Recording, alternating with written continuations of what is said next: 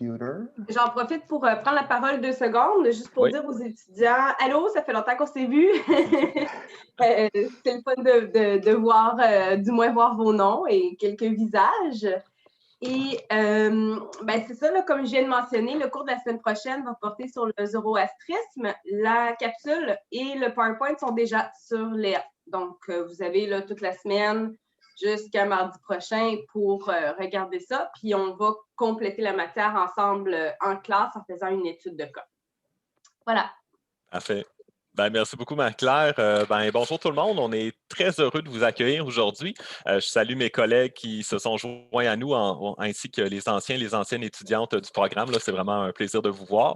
Aujourd'hui, on a une chance inouïe là, de recevoir M.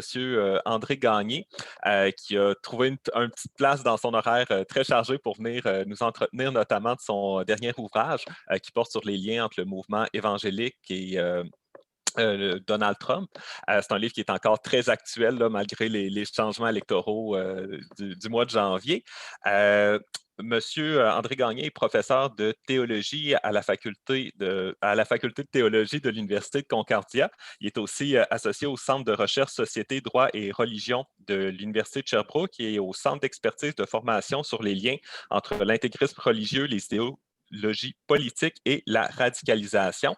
Donc, on a vraiment un expert avec nous, puis c'est un plaisir de le recevoir.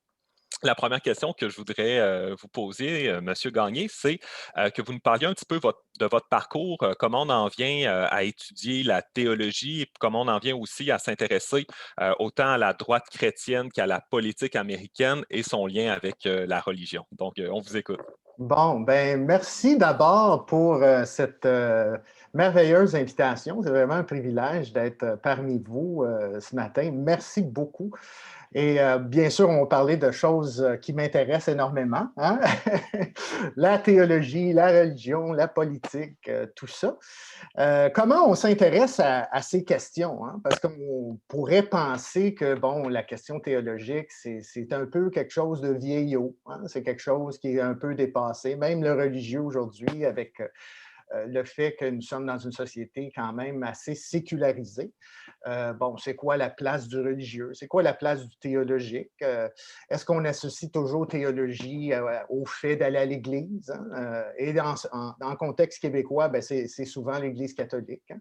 Et on peut avoir un peu une vision dépendamment de notre arrière-plan, là, soit positive ou négative, de qu'est-ce que ça représente comme tel. Mais moi, je m'intéresse ou j'ai commencé à m'intéresser à toute la question religieuse. Bon, j'ai été élevé dans une famille catholique, bien ordinaire, comme beaucoup de gens au Québec. À un moment donné, j'ai été confronté à d'autres versions de ce qu'on peut appeler le christianisme. Hein. Le christianisme, ça ne se résume pas strictement au catholicisme, mais il y a d'autres traditions chrétiennes qui existent, dont justement l'évangélisme, hein, les évangéliques. Je suis venu en contact avec des évangéliques, j'ai fait partie du mouvement évangélique dans ma jeunesse, lors de mon adolescence et tout ça. Ça m'a beaucoup orienté vers justement la lecture de la Bible. Parce qu'une des choses qui est vraiment importante parmi justement les évangéliques, c'est la centralité de la Bible. La Bible, c'est le texte fondateur, justement, sur lequel sa foi est construite et sa manière de vivre aussi cette foi-là. On lit la Bible de façon assez régulière. Et à un moment donné, je me suis, à travers un concours de circonstances, après plusieurs années, j'ai rencontré des gens qui, finalement, ont étudié le phénomène théologique dans un contexte universitaire. Je ne savais pas que ça pouvait se faire. J'étais quand même assez surpris au moment où j'en avais entendu parler. Et une des personnes que j'avais rencontrées m'a dit, écoute, pourquoi tu n'essayes pas, vu que tu aimes beaucoup ça, l'étude de la Bible, il y a en fait justement une spécialisation, même en études bibliques à l'Université de Montréal. Pourquoi tu n'essayes pas d'aller voir qu'est-ce que c'est? Puis, à partir de là, j'ai commencé à prendre quelques cours à l'Université de Montréal. Ça a été super intéressant. Je me suis retrouvé à faire un bac. Puis là, je me suis quand même un peu questionné. Je me disais, bon, j'aime beaucoup comprendre justement la Bible, la théologie, le religieux, son rapport justement avec le monde contemporain, parce que c'est quand même assez présent, même si on n'en parle pas souvent, c'est quand même assez présent dans la société. Je me suis dit, peut-être que je pourrais en faire une carrière. Est-ce que ce serait même possible? J'ai commencé, je me suis lancé, j'ai terminé mon bac, j'ai fait une maîtrise et ensuite j'ai fait un doctorat en co-tutelle, justement avec l'Université catholique de Louvain et l'Université de Montréal. Et j'ai complété ça, j'ai réussi à avoir un poste, un premier poste en Ontario, à l'Université de Sudbury en Ontario. C'était quand même assez loin parce que je suis Montréalais, hein, on se retrouve complètement dans un autre contexte. Surtout après avoir passé un an en Europe, là, tu te retrouves à Sudbury, c'est assez contrastant, mettons. Mais c'était quand même intéressant. Et finalement, il y a eu un poste qui s'est ouvert à l'Université Concordia. J'ai postulé et j'ai eu le poste. Bon, je suis professeur maintenant titulaire à l'Université Concordia au département d'études théologiques depuis 2008. Et comme je vous disais au début, l'intérêt, c'est la Bible. C'est encore, bien sûr, un intérêt que j'ai et j'enseigne dans mon département des cours reliés à la Bible. Mais aussi, ce qui m'intéresse beaucoup, c'est la question de la réception des idées théologiques, des concepts théologiques, la réception, justement, de la Bible dans le monde contemporain, mais à travers son histoire aussi. Comment est-ce que les gens la lisent, la Bible, aujourd'hui, encore une fois, même si c'est un texte qui est quand même assez ancien, c'est un texte qui remonte, hein, dans le sens qui aurait été canonisé finalement autour du 4e siècle, là, dans sa finalité, au 4e siècle de notre ère. Pourquoi est-ce que les gens la lisent encore aujourd'hui? Hein? Pourquoi les gens lisent encore le texte biblique? Comment est-ce qu'ils finalement s'approprient des notions théologiques, éthiques, spirituelles, rituelles du texte biblique dans leur vie contemporaine et comment ça l'affecte justement leur façon d'être en société? Et c'est là l'importance d'étudier justement la question théologique. Ça nous aide, entre autres, à mieux comprendre la culture occidentale, que ce soit du point de vue de l'histoire, des arts, de la littérature, de la politique. Hein. On va juste dans un musée, on va au musée des Beaux-Arts, juste à Montréal, et il y a tout un pan justement de peinture avec des représentations justement de figures bibliques. Mais si on ne connaît pas la théologie, on n'a pas de familiarité justement avec les textes de la Bible ou les histoires de la Bible, on a beaucoup de difficultés à déchiffrer justement l'art, la littérature à bien des égards. Ça nous aide aussi à comprendre justement les différentes croyances, les différentes pratiques au sein du christianisme et la variété du christianisme aussi à travers le monde, son impact à travers le monde également. Et c'est pour ça que la théologie, ça joue un rôle, c'est important de le comprendre. Aussi, de mieux explorer, à travers la théologie, on apprend à explorer justement les textes fondateurs du christianisme, hein, la Bible, les pères de l'Église et ainsi de suite. Et bon, pour moi, la question qui m'intéresse et qui m'a beaucoup intéressé pendant les 5 dernières années, c'est le rapport justement de religion et politique. Et on a vu cela de manière plus évidente, je dirais, avec l'élection de Donald Trump. On a entendu parler de Donald Trump à tous les jours depuis les derniers 4 ans. Il n'y avait pas une journée où on n'entendait pas parler de Donald Trump. Et aussi, lié à ça, on entendait justement des figures religieuses qui s'étaient justement intéressées à Donald Trump et qui appuyaient Donald Trump. Et bon, à partir de là, c'est sûr que mon livre émerge de ce rapport entre certains groupes religieux aux États-Unis chrétiens là, et justement Donald Trump comme figure politique. Mais il faut dire d'emblée, puis on pourra passer à d'autres choses après, mais il faut dire d'emblée que, bon, on s'intéresse à cette question-là justement à cause de Donald Trump, justement à cause de la médiatisation de Trump, des réseaux sociaux. Il y a une amplification à travers cela. Mais ce qu'on appelle justement la droite religieuse ou la droite chrétienne aux États-Unis, elle existe bien avant Donald Trump. Et l'implication justement des religieux chrétiens aux États-Unis a commencé même au début du 20e siècle. Hein? C'est quelque chose qui s'est construit à travers le 20e siècle et qui a finalement abouti à ce que nous avons vu lors des dernières 4 années avec Trump. Parfait. Eh ben, merci. Ça place beaucoup d'éléments pour la discussion d'aujourd'hui. Ben, je voudrais justement peut-être approfondir la dernière idée que vous avez présentée. D'abord, juste pour se donner une base commune, est-ce qu'on pourrait définir le mouvement évangélique, puis ensuite expliquer pourquoi est-ce qu'il s'engage politiquement, ce mouvement-là, et souvent on l'associe beaucoup à la droite chrétienne, donc pourquoi s'engager plus à droite qu'à gauche, là. Donc, une définition du mouvement évangélique, Oui. pourquoi on s'implique et pourquoi on s'implique de cette manière. Oui, OK. Le terme évangélique vient du mot évangile, hein, qui veut dire bonne nouvelle, essentiellement. À sa base, on peut dire que quelqu'un qui adhère à l'évangélisme, c'est quelqu'un qui proclame une bonne nouvelle. Et dans ce contexte, c'est la bonne nouvelle du salut en Jésus-Christ. Mais c'est très large, ça. Hein? Je veux dire, on peut inclure toutes sortes de groupes chrétiens qui font ça, mais qui ne se définiraient pas nécessairement comme étant évangéliques. C'est devenu très complexe pour les chercheurs de définir cela, l'évangélisme. C'est une espèce de terme fourre-tout, parce qu'il y a beaucoup de variations, il y a beaucoup de sous-groupes à l'intérieur de cela, mais il y a quand même certaines définitions qui existent, dont le quadrilatère de Bebbington, qui est en fait, c'est une typologie que l'historien David Bebbington a constituée pour essayer de définir qu'est-ce que l'évangélisme, hein? Comment on peut reconnaître un évangélique ou quelqu'un qui s'adonne à l'évangélisme. Il y a 4 choses qui ont identifié cela.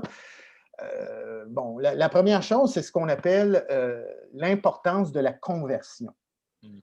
La conversion religieuse. Et il faut se convertir pour avoir l'expérience du salut. Être sauvé demande une conversion.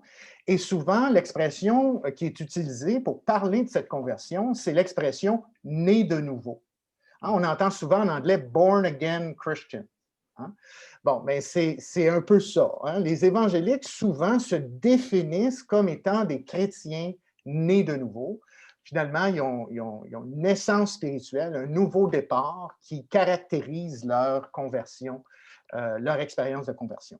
Deuxième élément, c'est ce qu'on appelle le biblicisme, où la Bible, qui est le texte fondateur hein, pour les évangéliques, la Bible constitue le texte qui est autoritaire, hein, qui finalement fait matière d'autorité en ce qui concerne la foi et la pratique religieuse.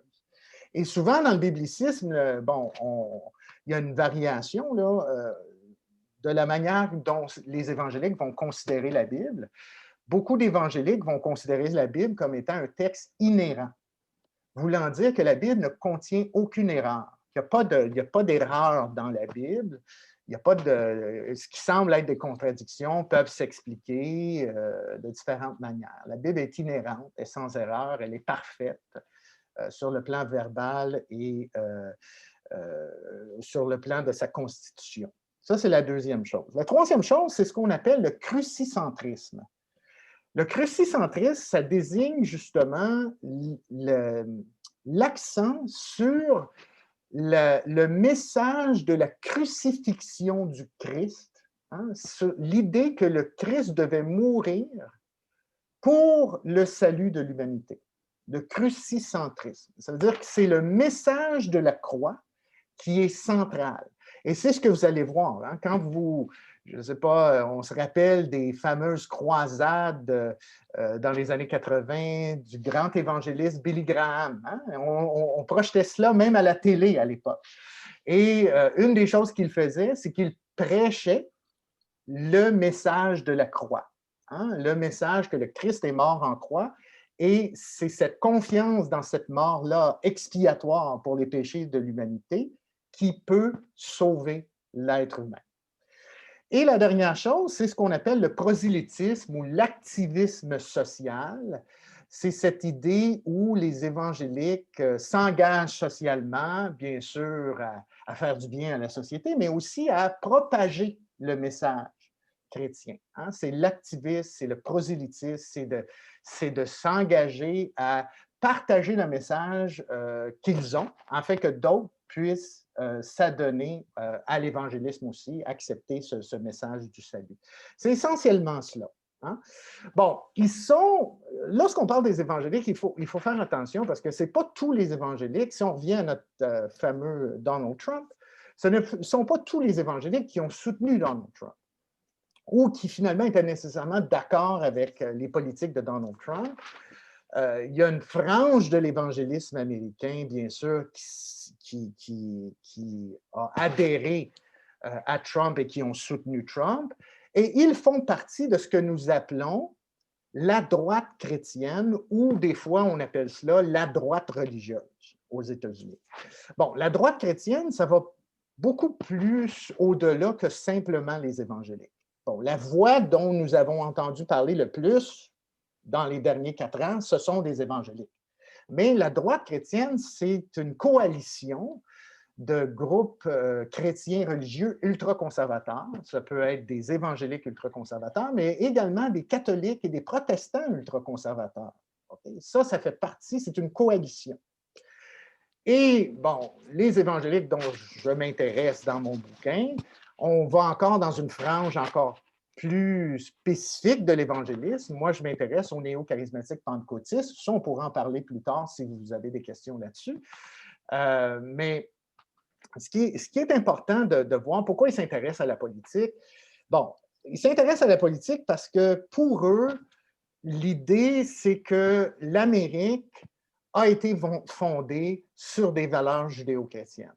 Et ils voient que l'Amérique est en danger de perdre justement cette tradition judéo-chrétienne, ces valeurs judéo-chrétiennes, et il faut justement s'investir politiquement pour s'assurer que cet héritage puisse justement demeurer. Hein? C'est comme une espèce de moyen de survie, hein, dans un certain sens. Hein? Ça veut dire qu'on en veut justement au sécularisme, hein? Qu'on en veut justement à des valeurs qui finalement minimisent la tradition judéo-chrétienne sur laquelle, dans leur conception justement des origines de l'Amérique, bien sûr, qui sont une conception, bien sûr, qui est une conception très limitée, hein, très sélective, mais tout de même qui est une conception de cette idée que l'Amérique a été fondée, que l'Amérique est appelée de Dieu, que l'Amérique a un destin divin depuis sa fondation, et il faut s'assurer de conserver cela. C'est pour ça qu'on s'investit en politique. C'est une manière justement d'influencer les politiques et de changer certaines choses, certaines lois, pour que finalement les lois du pays, entre autres, puissent s'aligner aux principes judéo-chrétiens dans lesquels on croit. Hein? Il y a une espèce pour la droite chrétienne vraiment engagée, il y a une espèce de fantasme de nationalisme chrétien. Hein? Il y a un peu toute cette question-là. Et ça, bien sûr, ça perdure depuis bien sûr le début du 20e siècle, où on essaye par tous les moyens, justement, d'influencer les partis politiques. Puis on réussit à un certain moment donné, dans les années 80, à coopter un des deux partis, le Parti républicain. Et finalement, on identifie souvent le Parti républicain comme étant celui qui est plus à droite et qui finalement, dans lequel on retrouve de plus en plus, justement, des membres de cette droite chrétienne-là. Parce que je crois que je ne sais pas si j'ai tout répondu. Là. Ah oui, ben c'est déjà super. De toute façon, on va compléter. Mais si je comprends bien, c'est que les évangéliques représentent quand même un poids démographique important là, au point de vue du vote. C'est un électorat à aller chercher. Absolument, parce que, et ça, on l'a vu dans les années 80, là, ils ont fait balancer le pouvoir en 1976. Intéressant. En 1976, ils ont réussi à faire élire un démocrate du nom de Jimmy Carter. okay, qui est un évangélique. Jimmy Carter, c'est un évangélique avoué, c'est un ancien, il enseignait à l'école du dimanche, tout ça, c'est un vrai évangélique. Mais il n'a pas rencontré justement les attentes des évangéliques. Ils se sont arrangés pour finalement, ils se sont détournés de Carter, qui était un évangélique, hein, pour faire élire Reagan, hein, en 1980, et ont réussi à faire élire Reagan à 2 reprises en 1980. Et c'est là que les gens se sont aperçus, écoutez, là, ça c'est un poids démographique important sur la question du vote. En ce moment, aux États-Unis, il y a, la population américaine est environ 331 millions. Aux États-Unis, on pourrait dire facilement qu'il y a à peu près un tiers de cette population qui constitue des évangéliques, environ 110 millions de personnes. Ça, c'est plus que les catholiques. Catholiques sont autour de 80 millions, 75-80 millions. C'est-à-dire c'est beaucoup de gens. Bien sûr, ce n'est pas tous les évangéliques qui sont nécessairement derrière Donald Trump. Il y a des évangéliques de toutes sortes d'appartenances aussi. Hein. Il y a des évangéliques qui sont démocrates, qui sont plus de gauche aussi. Mais c'est ça. Ceux qui ont été de la droite ont voté pour Trump.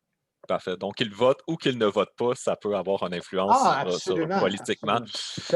C'est super intéressant. Puis vous parliez tout à l'heure du désir d'aligner la politique américaine avec les croyances religieuses, ou du moins ce qu'ils considèrent être les croyances religieuses chrétiennes, disons. Ouais. C'est quoi les grands sujets qui sont importants pour eux? J'ai en tête évidemment l'avortement, les cellules souches aussi, peut-être la question d'Israël. Voulez-vous en discuter un peu de leur grand leur agenda politique? Là? Oui. Bien, écoutez, c'est assez varié, mais comme vous avez dit, la question de l'avortement, les droits des personnes LGBTQ+, toute la question de l'euthanasie. Aux États-Unis, c'est la question aussi de restituer la prière dans l'école, la question de l'enseignement du créationnisme, et ainsi de suite. Mais aujourd'hui, ce qu'on entend souvent le plus parler, c'est la question de l'avortement. Mais ça n'a pas toujours été ça pour les évangéliques. En fait, quand on parle de la question de l'avortement, la cause de l'avortement, ça a été avant tout, au moment de Roe versus Wade au début des années 70, c'était une préoccupation catholique. C'était la droite catholique qui finalement s'opposait à ce jugement de la Cour suprême. Les évangéliques n'étaient pas vraiment intéressés par cette question. Drôlement, là, parce que lorsqu'on regarde, lorsqu'on la considère aujourd'hui, ça semble être la seule affaire à laquelle il s'accroche, cette question-là de l'avortement. Ce n'était pas ça au début. Ça a pris plusieurs années avant que les catholiques puissent justement amadouer, d'un certain sens, les évangéliques à cette cause. Ils se sont rattachés à cette cause, mais ça a pris un détour, d'un certain sens. Et le détour, en fait, ça a été la question de la ségrégation. Dans les années 70, ou surtout au début des années 70, suite au mouvement des droits civiques dans les années 60 et la loi sur les droits civiques et ainsi de suite, au début des années 70, l'Agence du revenu considérait fortement l'idée de retirer le statut d'exemption de taxes à des institutions d'enseignement. C'était le cas, les institutions publiques ne pouvaient pas pratiquer la ségrégation d'aucune façon, mais là, on voulait étendre ça aux institutions d'enseignement privées. Et plusieurs évangéliques avaient déjà eu des réactions face à l'éducation comme telle et avaient déjà commencé à constituer leurs propres écoles. Hein? Et puis, on faisait beaucoup de ce qu'on appelait de l'enseignement à la maison, du homeschooling à cette époque. C'est là que le mouvement du homeschooling a commencé beaucoup à cette époque. Mais lorsqu'on a commencé à entretenir l'idée qu'on allait retirer le statut d'exemption de taxes à des organismes d'éducation privés, c'est là que les évangéliques sont montés aux barricades. Parce qu'ils se sont dit, là, l'État ne se mêle pas de ces affaires et ils se sont appuyés sur le principe de la séparation de l'État et de l'Église. Voyez-vous?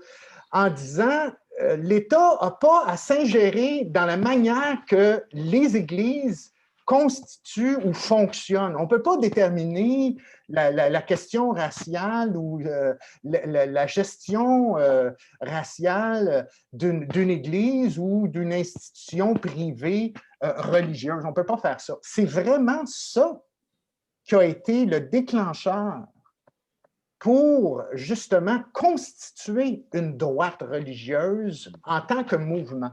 Dans les années 80, on a un homme du nom de Jerry Falwell père qui constitue au début des années 80 ce qu'on appelle la majorité morale, the moral majority. Et ça va devenir la première coalition de droite chrétienne organisée qui va finalement se débarrasser de Jimmy Carter, qui avait été l'évangélique, mais qui, pour eux, était trop mou face à cette question-là de ségrégation, hein, d'exemption de taxes, et aussi qui avait été trop mou soudainement sur une question de l'avortement. L'avortement ne les concernait pas, mais les catholiques ont réussi à les embarquer sur cette question-là en disant, voyez-vous, en plus de la question de ségrégation, Carter ne nous appuie pas même sur une question aussi fondamentale qui, pour eux, était aussi fondamentale, la préservation de la vie. Voyez-vous? C'est-à-dire, c'est comme ça qu'ils sont rentrés en politique de manière vraiment structurée, organisationnelle, parce qu'avant ça, c'était un peu... c'était pas aussi bien rodé, la droite chrétienne. Mais depuis les années 80, là, c'est vraiment une force majeure en politique américaine.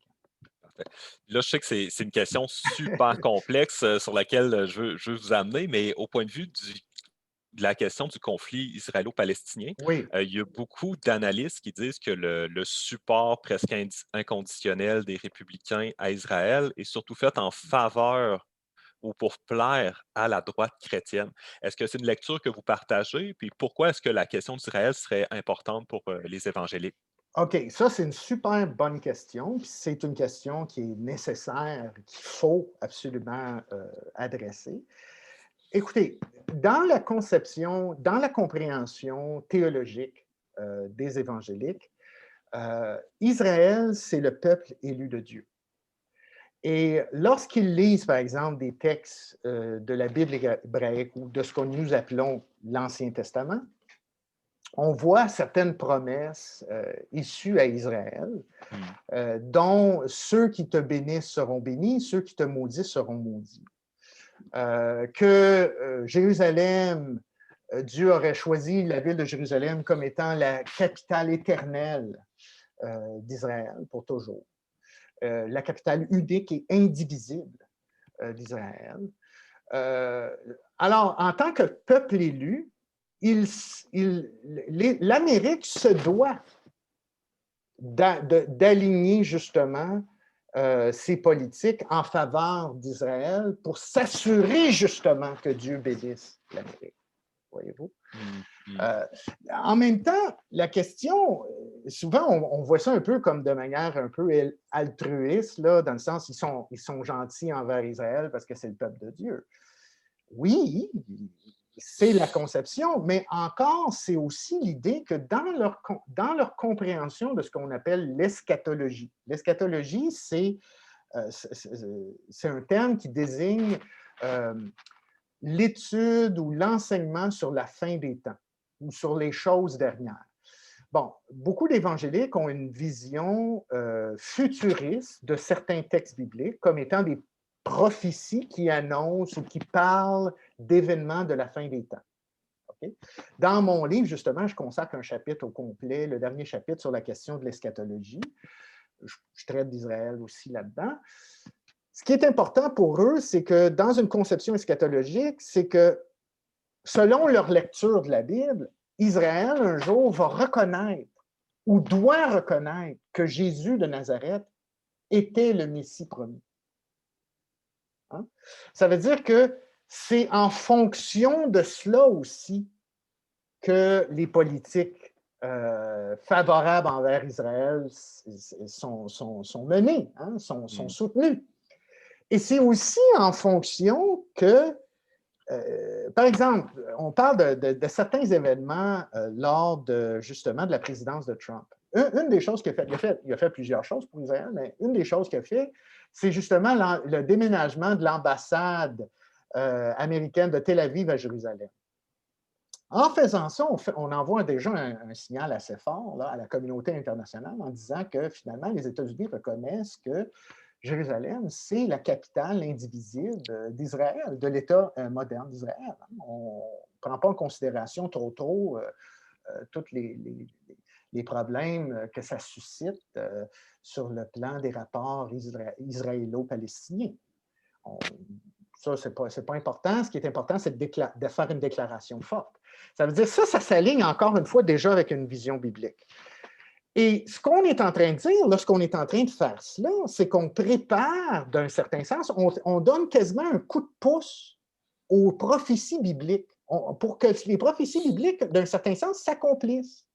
Parce qu'en déclarant justement Jérusalem comme l'unique capitale de l'État moderne d'Israël, ce qu'on envisage avec ça, c'est qu'on ouvre la porte à la possibilité que peut-être qu'Israël pourrait rebâtir à un moment donné son temple sacré. Et dans les textes bibliques, la reconstruction, ou du moins dans leur interprétation des textes bibliques, surtout certains textes qu'ils voient comme étant des textes à caractère futuriste, prophétique, ils y voient la reconstruction d'un troisième temple à la fin des temps.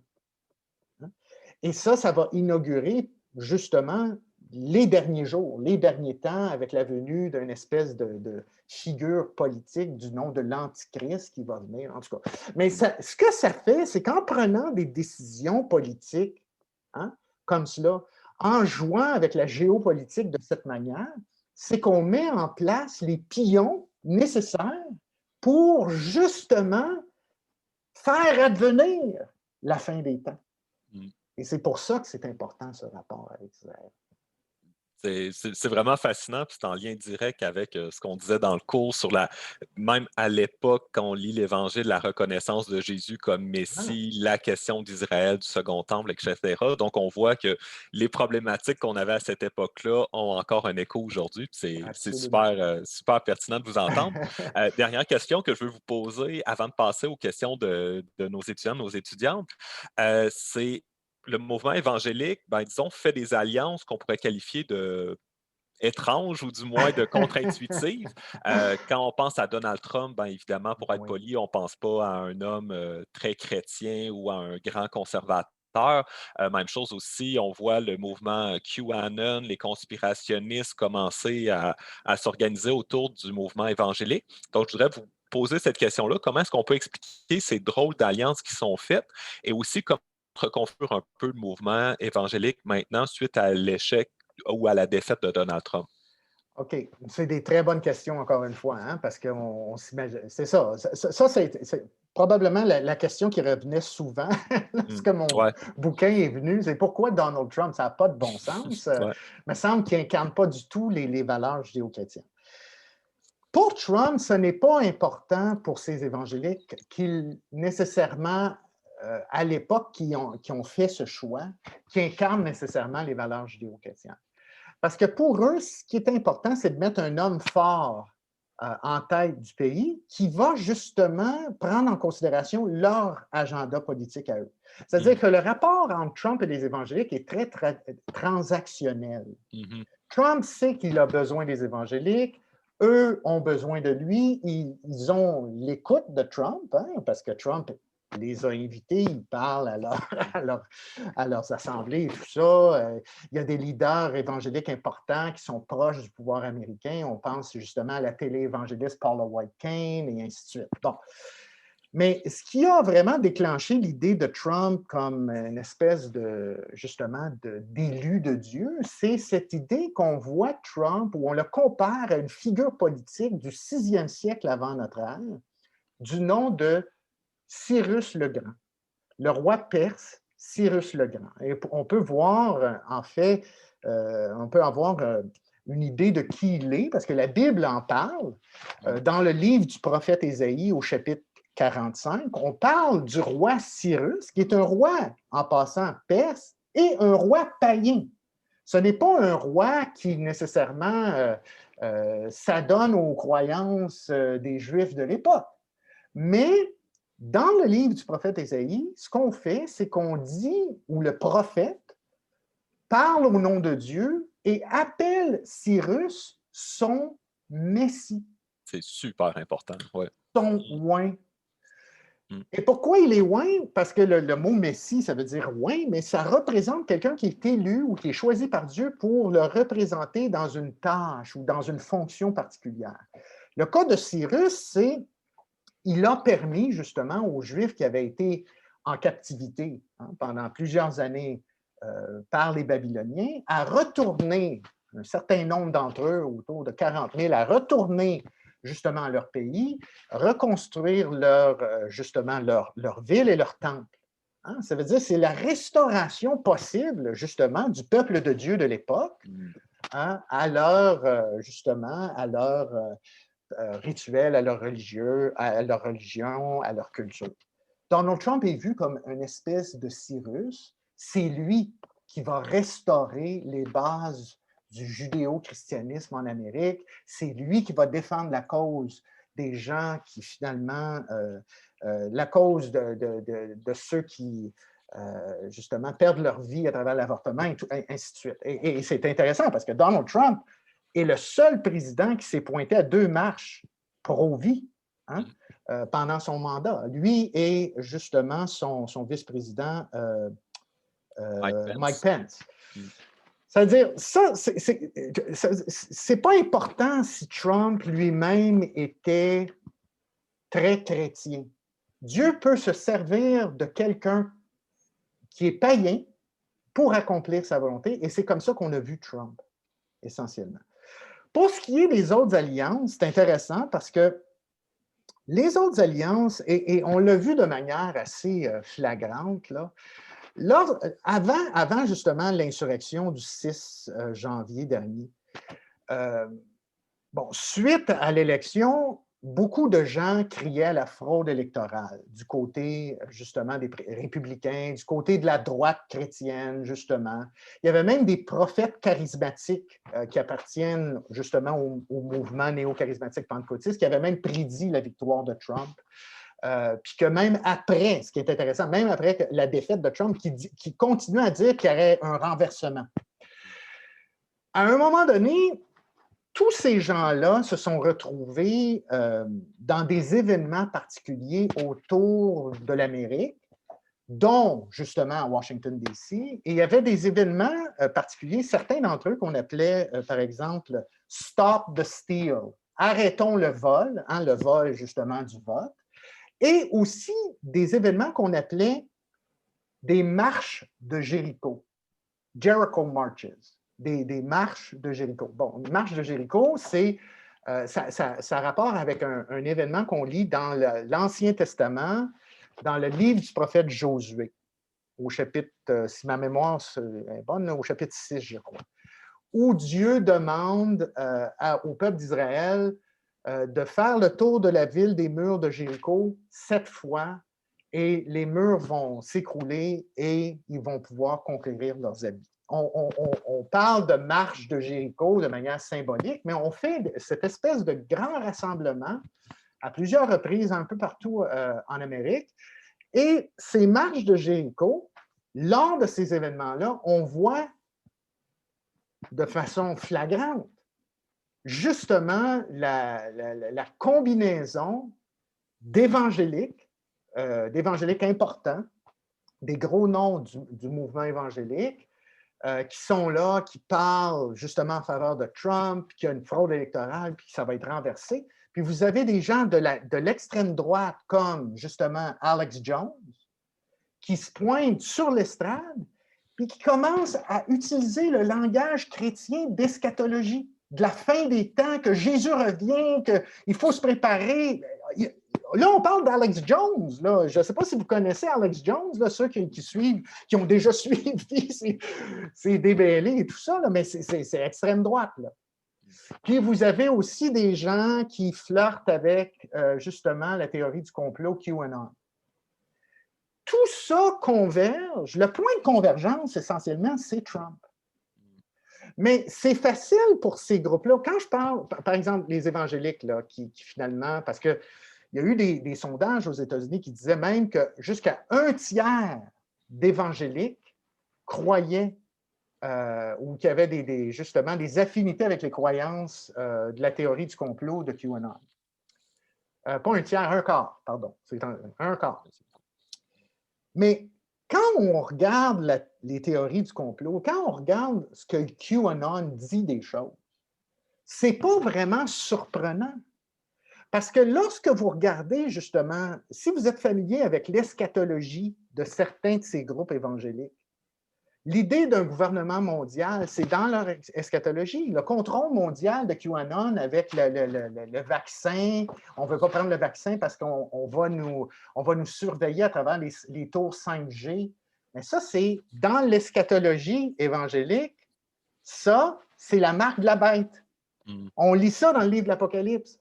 Voyez-vous, ça veut dire qu'on est capable de justement trouver des points de convergence parce que ça fait écho avec certaines idées qu'on a déjà dans cette eschatologie chez certains évangéliques. Bon, encore une fois, il faut faire très attention. Pas tous les évangéliques qui adhèrent à cette forme d'eschatologie qu'on appelle l'eschatologie dispensationaliste. Mais ceux qui y adhèrent, ceux qui croient justement qu'il y a un gouvernement mondial qui va contrôler tout le monde, puis que, tu sais, ça cadre très bien avec les théories du complot. QAnon. C'est comme ça qu'on voit justement cette convergence s'établir. C'est vraiment passionnant de vous écouter et de livrer une vision si cohérente d'un mouvement qui a l'air si peu cohérent. Là. Merci beaucoup, ça éclaire et ça fait beaucoup d'écho avec ce qu'on a vu tout au long de la session. Notre cours, en fait, porte essentiellement sur les lectures différentes qu'on peut avoir des textes religieux. Puis vous nous avez montré que ça a encore des impacts assez fort dans notre société aujourd'hui. Donc, je vous remercie beaucoup. Et ce que je voudrais faire, il nous reste peut-être environ 15-20 minutes. Ça serait laisser la parole pour des questions du public. Donc, allez-y, on peut y aller comme ça. Puis si je vois qu'il y a trop de gens qui veulent parler, on prendra des tours de parole. Donc, si quelqu'un veut briser la glace. Là, c'est toujours le moment un peu malaisant. OK, super. Merci, M. Martineau. On t'écoute, Alexandre. Juste ouvrir ton micro, mon cher. Oui, ça fonctionne, ça fonctionne. Ouais, je m'excuse, j'ai manqué un bout. Je voulais mentionner le fait que, comme c'est pas un mouvement qu'on pourrait comme constater de... Mettons que c'est dur à déceler. Il y a beaucoup de gens qui ont dû remarquer que parmi leurs amis Facebook, ben, soudainement, il y en a qui sont devenus complotistes.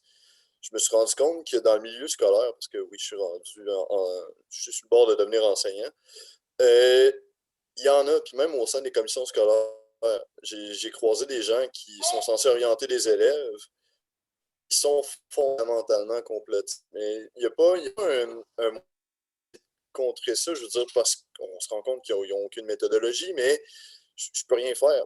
Parce que de où je suis, je ne peux rien faire. Il n'y aurait pas un genre éventuellement de méthode qu'on pourrait employer pour être capable de sélectionner notre personnel de façon à ce que ça ne se reproduise pas. Oui, c'est une bonne question. Le fait de sélectionner le personnel, ça, je ne pourrais pas vous dire comment le faire. Comment dealer avec des complotistes, ça, c'est déjà en soi un défi important. Moi, je pense qu'il y a une chose. Lorsqu'on est autour de mouvements extrêmes,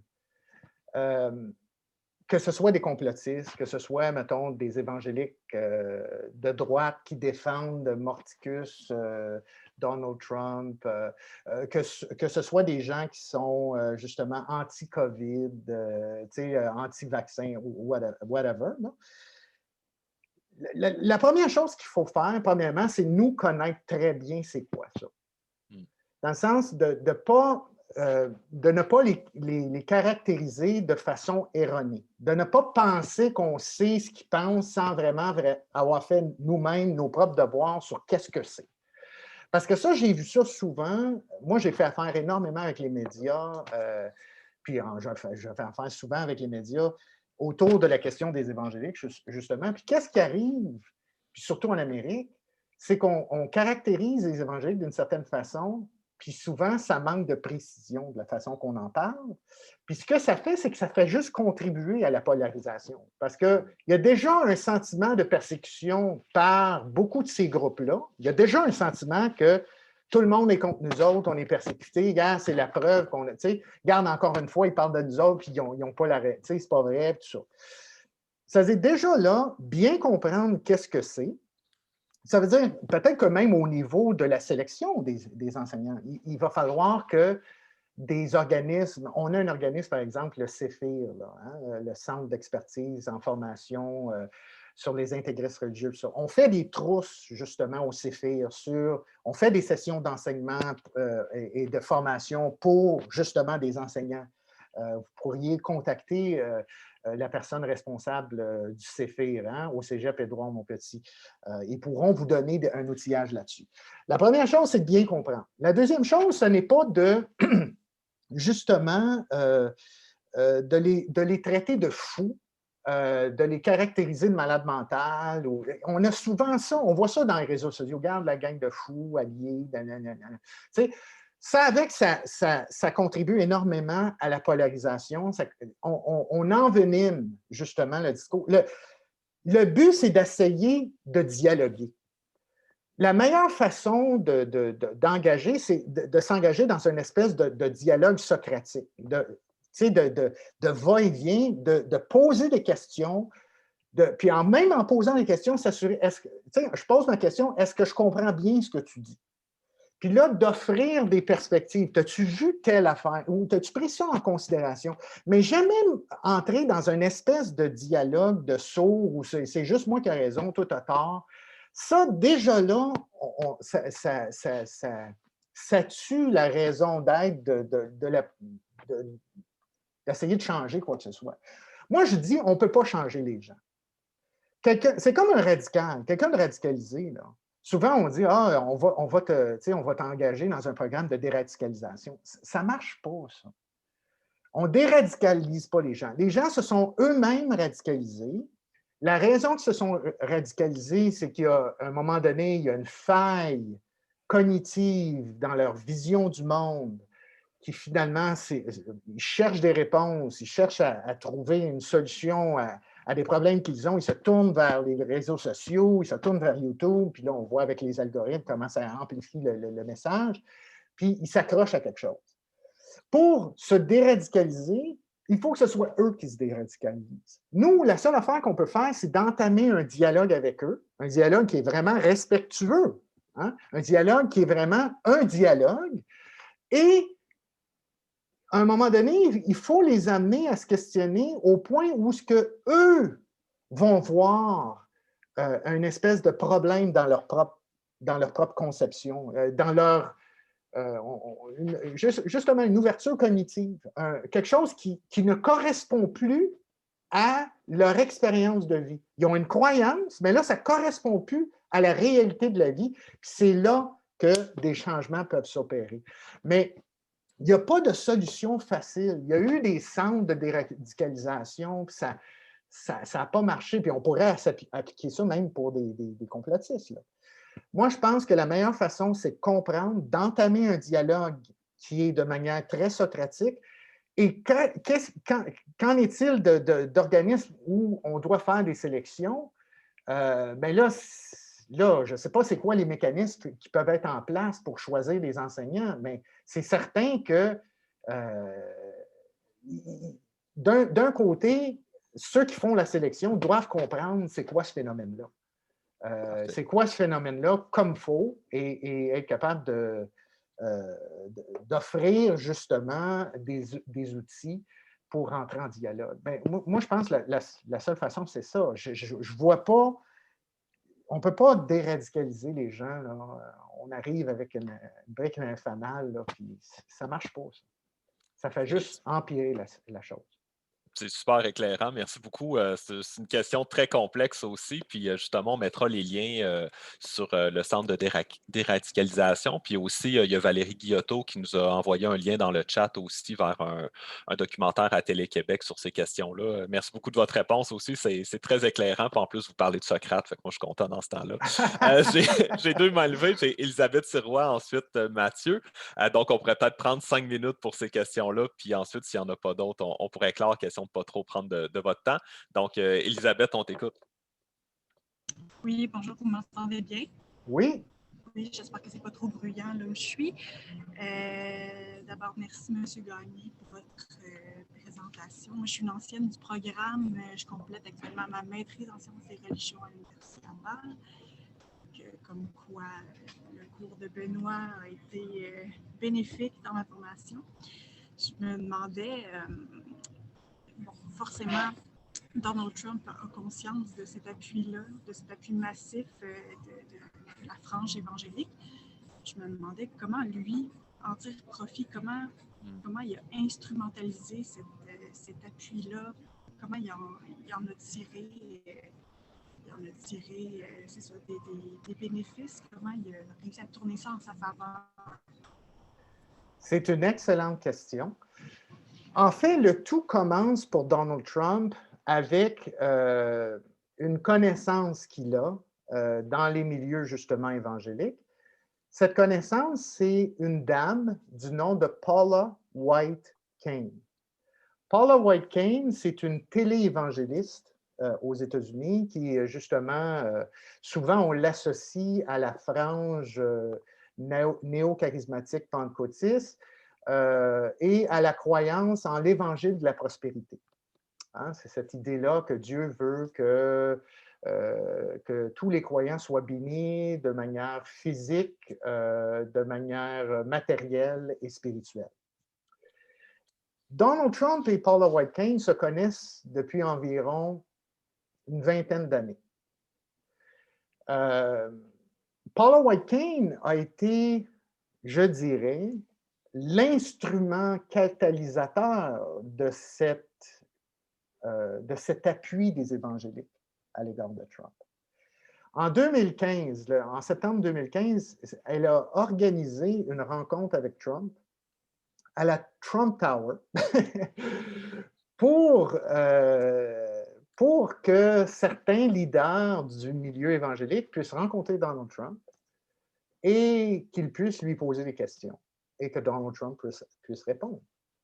Et c'est à partir de ce moment que Donald Trump a entendu justement les préoccupations de ces groupes-là.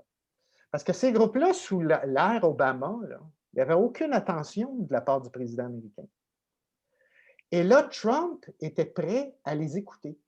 Et il aimait beaucoup Paula White Cain. Elle est devenue la conseillère spirituelle. Elle se nomme comme étant la conseillère spirituelle de Donald Trump à la Maison-Blanche. Elle se targue même d'avoir conduit Donald Trump à la conversion il y a plusieurs années. Et c'est intéressant parce que lors des élections de 2020, justement, elle avait un groupe avec elle qui se promenait de ville en ville, un groupe qui s'appelait Evangelicals for Trump, les évangéliques pour Trump. Et à toutes ces rencontres-là, vous aviez différents évangéliques qui se pointaient sur l'estrade et qui parlaient de Donald Trump. Et elle racontait son histoire avec Donald Trump. C'est fascinant. Vous pouvez trouver des vidéos de cela. Là. Elle parle de Donald Trump là, de manière très intime, comment elle connaît Trump, comment Trump est sensible aux choses de Dieu, comment Trump demande qu'on prie, tout ça. Mais en même temps, on sait du côté de d'autres rapports que Trump complètement ne croit à rien de cela. Souvent, il s'est moqué des évangéliques dans leur dos. Hein? On sait ça à travers des témoignages de son ancien avocat Michael Cohen. Mais Trump a saisi cette opportunité-là. Pour lui, il savait qu'il était très conscient que les évangéliques étaient un poids démographique important sur le plan politique. Il a écouté leurs préoccupations et lorsqu'il s'est présenté là, pour l'élection de 2020, qu'est-ce qu'il disait aux évangéliques? Il disait, j'ai exactement fait ce que vous m'avez demandé. J'ai appointé 3 juges conservateurs à la Cour suprême américaine. J'ai appointé des centaines de juges à travers les États-Unis, des juges dans des cours fédérales. Hein. C'est quelque chose comme au-dessus de 300 juges fédéraux qu'il a appointés pendant son mandat. J'ai établi des bonnes relations avec Israël. J'ai fait déménager l'ambassade de Tel Aviv à Jérusalem. Hein, j'ai des bonnes relations avec Israël. Puis en plus, j'ai mis les conditions là, qui vont vous faciliter à pouvoir peut-être un jour renverser Roe versus Wade. Hein? Justement, le jugement contre l'avortement. C'est-à-dire que lui, là, il s'appuyait continuellement sur cette idée qu'il avait vraiment rencontré les préoccupations de ces groupes-là. Et il disait, en plus, je défends votre liberté religieuse. Ceux qui veulent vous dénigrer, ceux qui veulent vous empêcher de parler, moi, je suis de votre côté. Il s'est toujours présenté comme le grand défenseur de la liberté religieuse de ces croyants-là. Vous vous souvenez, lors justement des problèmes qu'il y avait eu à Washington suite au décès de George Floyd, lorsque Trump s'est présenté avec une Bible devant l'Église, hein, Saint John's, qu'est-ce qu'il dit avec cette Bible? Il dit, je suis le défenseur des libertés religieuses des chrétiens. C'est ce qu'il dit, c'est le message qui passe. C'est-à-dire que lui, il a pris conscience de qu'est-ce qu'ils avaient comme préoccupation, puis il s'est arrangé pour livrer la marchandise. Et moi, je vais vous dire là, que Trump a livré la marchandise aux évangéliques. Il a vraiment, vraiment fait ce qu'il avait dit qu'il ferait pour les évangéliques. Il l'a fait. Génial. Super. Fait qu'une dernière question de la part de Mathieu. Oui, premièrement, merci beaucoup, M. Gagné. C'était très, très, très intéressant. C'est drôle parce que je vous entendais parler, puis j'avais comme des souvenirs de l'après 11 septembre. C'est-à-dire qu'après le 11 septembre, il y avait beaucoup d'intellectuels qu'on invitait dans les émissions, les formations pour expliquer l'islamisme, mais aussi c'est quoi les principes fondamentaux de l'islam, la vision eschatologique de l'islam, pour essayer de comprendre un peu qu'est-ce qui amenait ces mouvements intégristes-là à faire ce qu'il faisait. Là j'ai l'impression que l'exposé que vous avez eu sur Trump, c'était un peu le 11 septembre des évangélistes. On est un peu à la même place. Ouais. J'essaie de simplifier ma question, il ne reste pas beaucoup de temps, mais simplement, moi, les gens que j'ai connus dans ma vie, puis je vais y aller d'un point de vue très, très anecdotique, mais souvent les gens qui sont croyants ou qui se tournent vers une religion, généralement, c'est plus l'aspect, je pourrais dire, pragmatique, pratique des valeurs, des croyances, l'amour, le pardon, le partage, l'aspect communautaire aussi d'être dans un groupe qui les amène à se tourner vers une religion. Puis c'est souvent comme ça qu'ils vont se définir comme croyants. Puis les visions eschatologiques, pas qu'elles ne sont pas importantes, elles sont là, c'est un peu la trame de fond, la grille d'analyse globale, mais dans la pratique du croyant tous les jours, c'est pas quelque chose qu'on relève souvent. Souvent, même moi aussi, j'ai été élevé dans une famille catholique, puis je suis pas sûr que ma famille aurait pu m'expliquer l'eschatologie chrétienne tant que ça. Mais des valeurs comme le pardon, le partage, ça oui, par contre. C'est intéressant. Ce qui m'amène à me demander, les évangéliques au quotidien aux États-Unis, je sais qu'on ne peut pas parler comme ça, ce n'est pas une masse cohérente, mais puisque Trump, puis beaucoup des gens les plus vocaux de ce mouvement-là, comme vous le disiez, ils défendent des valeurs de survie, puis ça les amène quasiment inévitablement à défendre des positions racistes. Oui. Comment ça se vit au quotidien? Moi, c'est une affaire qui me fascine tout le temps. Où si quelqu'un de ma famille est catholique croyant, puis il me défendait des positions racistes, je dirais là, d'un côté, tu dis de pardonner, puis d'être gentil, puis de tendre l'autre joue, mais en même temps, tu es condamné pratiquement à mort. Comment ça se vit au quotidien, ça, chez le croyant? J'ai comme de la misère à rimer les deux. Je comprends la vision eschatologique, mais dans la vie de tous les jours, ça n'a pas tant d'importance que ça. Ouais. J'ai comme de la difficulté à voir comment le message se rend jusqu'à ces gens-là. Mais c'est tout à fait vrai ce que vous dites. Souvent, les gens viennent et ça rime à une communauté. Hein? C'est vraiment, ça rencontre un certain besoin. Ils vivent une passe difficile dans la vie. Là, il y a une communauté qui s'occupe d'eux. puis ils grandissent là-dedans, puis ils trouvent de l'amour, puis ils trouvent un sens d'appartenance, puis un sens, un purpose, comme on dit. Hein. C'est tout à fait vrai. La majorité des évangéliques, ben, c'est comme ça qu'on devient souvent évangélique. D'autres vont devenir évangéliques parce qu'ils vont être exposés à justement un récit, des fois, qui est catastrophique. Des fois, on va les exposer à un récit de type eschatologique. On va les exposer à un récit qui est « Jésus revient bientôt ». Si finalement, tu n'es pas sauvé lorsque Jésus revient, mais pour toi, c'est fini, c'est l'enfer. Ça veut dire qu'il y a différentes manières d'adhérer à ce mouvement-là. Les histoires de conversion sont variées. Mais c'est vrai ce que vous dites. Il y en a beaucoup que c'est simplement j'ai besoin d'une communauté, j'ai trouvé des gens qui me soutiennent dans mon combat, dans ma vie, tout ça. La question raciste et raciale, je vous encourage, j'ai une collègue à l'université de Penn State qui vient juste de sortir un bouquin, Evangelicals and Racism. Anthea Butler, elle vient juste de sortir son bouquin, là.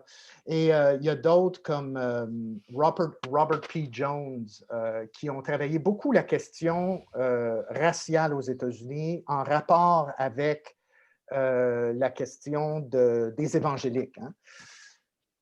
Quand vous allez parler à des évangéliques, puis même ceux qui sont engagés là, dans cette espèce de nationalisme chrétien-là, là, eux autres ne se voient pas pantoute comme racistes. Eux autres, pour eux, c'est pas du racisme. Là. Puis ce qu'ils vont dire souvent, parce que même parmi, on a parlé tantôt du groupe Evangelicals for Trump, mais vous aviez des Afro-Américains là-dedans. Vous avez des Latino-Américains. Ça veut dire que eux, pour eux autres, le fait qu'il y ait un Afro-Américain qui finalement fait partie de leur groupe, ben regarde, on n'est pas raciste. C'est-à-dire qu'eux, ils n'ont pas. Voyez-vous qu'est-ce que je veux dire? C'est simpliste, mais pour eux, il n'y a pas de. Ils ne voient pas ça comme. Ils voient que c'est un faux débat, ça. Quand on parle de George Floyd puis tout ça, ils trouvent ça terrible. Moi, quand j'étudie et je suis de près, mettons, les grandes figures de cette droite chrétienne évangélique qui ont soutenu Trump, ils ont tout parlé. Tout le monde a dit que c'était tellement terrible ce qui était arrivé à George Floyd. Mais, à part de cela, ça reste ça. C'est-à-dire que, en même temps, vous avez raison de dire au quotidien, là, je veux dire, comment est-ce que ces évangéliques, parce que vous avez les têtes dirigeantes, d'où le discours sort, puis vous avez les évangéliques dans les congrégations. Bien, souvent, ça déchante aussi, là des fois, ça ne correspond pas. Ça veut dire que le leader peut avoir un discours, peut être très influent chez certains de ses membres de sa communauté, mais dans d'autres contextes, ça ne fonctionne pas comme ça. La communauté n'aura peut-être pas le même genre de discours. Il y a même des pasteurs. Lorsqu'on parle de la question de QAnon, par exemple, il y a même des pasteurs qui sont désolés de voir dans leur congrégation des membres s'adonner à la théorie du complot QAnon. Puis qu'eux, ils ne savent plus quoi faire avec ça, qui, eux, ne partagent pas pantoute cette vision-là. Voyez-vous? C'est-à-dire, c'est très... tu sais, l'évangélisme, c'est très, très décentralisé. C'est pas comme le catholicisme où tu as un pape, puis tout ça. Tu sais, c'est très... Tu as des gens qui sont, bien sûr, des têtes de proue, des figures importantes, mais c'est tellement divers, c'est tellement pluriel que ça devient difficile de vraiment cerner, là... ce qu'il y en est. Mais comme je vous dis, eux autres, pour eux, ils ne sont pas racistes. Ça revient à ça. Merci pour votre question. Super bonne question. Merci beaucoup. Super. Merci. Un gros merci, M. Gagné. On ne vous retient pas plus longtemps. Ça a été tellement pertinent puis tellement beaucoup d'idées en 1 heure de présentation. Ça nous a éclairé beaucoup puis ça a fait des liens avec tout ce qu'on a vu dans la session. Donc, je vous remercie vraiment beaucoup pour votre disponibilité et pour votre temps. Bien, ça m'a fait vraiment plaisir. Merci. Vous aviez toutes des bonnes questions. Tout le monde avait des bonnes questions. Ça fut vraiment super. Merci beaucoup pour l'invitation. Parfait. Merci à vous. Donc, on se recommunique par courriel, puis je vais garder mes étudiants encore quelques minutes. On a juste 2-3 informations à vous donner pour la suite des choses. Là, moi, il faut que je ferme le...